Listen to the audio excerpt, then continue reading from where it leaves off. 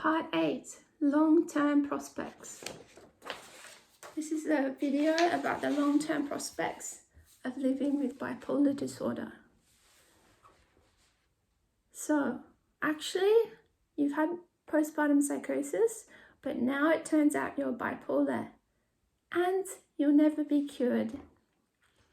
In my situation, I kept thinking I was going to get cured one day until my son was about 5 years old, and I finally asked my psychiatrist, so what is in store for me in the future? And he said, well, there's no cure and you're only going to get worse, but we have very optimistic for you because you've been so good at managing your illness that we're sure that you're going to be okay. Well, this is totally devastating to hear this news, but it's the truth. There's no cure for bipolar disorder. So you're only going to get worse, but if you look after yourself diligently, then you should be able to keep living a reasonably normal life and keep working, even if it's just part-time. Recently, I heard people talking about parents who are living alone and are terminally ill with bipolar disorder. One of the ladies said to me, I know it's harsh to say this in front of you, but for me, my father is already dead. He has to have ECT treatment, electroconvulsive therapy treatment, every 2 or 3 months. And how can I stay as well as possible? There's some hope. Is there some hope? Well, this is my list of things that you should do. 1, take my medicines religiously. Do not stop taking your medicine. 2, sleep well and at the same time. Yeah, have a good routine.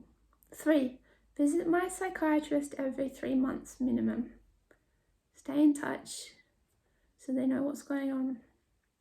4, look after my family so they'll look after me.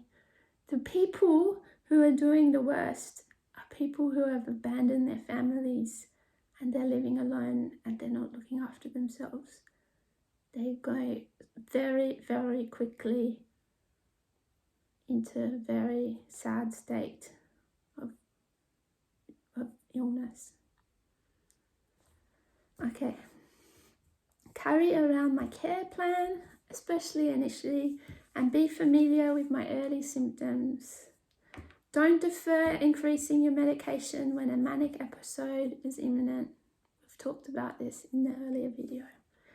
Don't defer taking sick leave if you need time to slow your mind down. What is more important? If you don't have your health, then you can't be there for your family, and that's not where you want to be. You need to look after yourself, so looking after yourself will keep you able to be an active member of your family, and being part of your family is going to keep you well. It's going to give you the motivation and the routine and the love and the nurturing that you need to stay well. Should I apply for a handicap statute? I think this will go into a later video maybe about common questions. But all I've written here is everybody is different. Discuss it with your doctor and maybe we'll do a video on it at some point. Yeah. So I don't want to leave you thinking about your long-term prospects as a total tragedy. I want to leave you with a little bit of hope here. So with my story, by doing these things that I've talked to you about, I managed to go back to work, even full-time, not for not indefinitely, but for certain periods, I've managed to work full time. I still have managed to hold my family together with my 2 kids. I have moved from Australia to France since being diagnosed. I'm currently studying to become a florist in France. I've written, but warning, if you decide to change what your career is because you want to find something that's easier, or seems easier with living with your illness, in the short term, this training to do something new can cause more stress. That's what I'm currently living through. I'm trying to change to become a florist in the light that might be less stressful than my career as an engineer. But the actual course, where I'm learning the course half the time and doing internships in florist shops, it's extremely intensive and stressful. Thank God it's not forever. It's just for a certain amount of period. But this could happen to you as well. You might think, oh, I'm going to do this, so it's going to be less stressful. But doing the actual training to get there is a lot of stress. So just bear that in mind. Your long-term prospects are not altogether bleak. You can still live the life that you want to live, but you have to simplify things. You have to take away things in your life that don't matter. Focus on the things that you really care about. Then you can still live a really beautiful, fulfilling, loving life.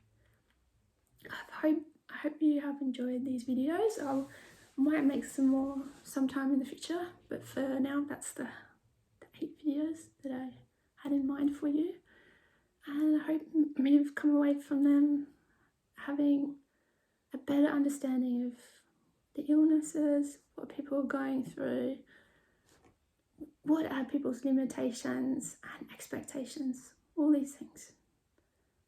Wishing you a very happy day. Take care. Bye-bye.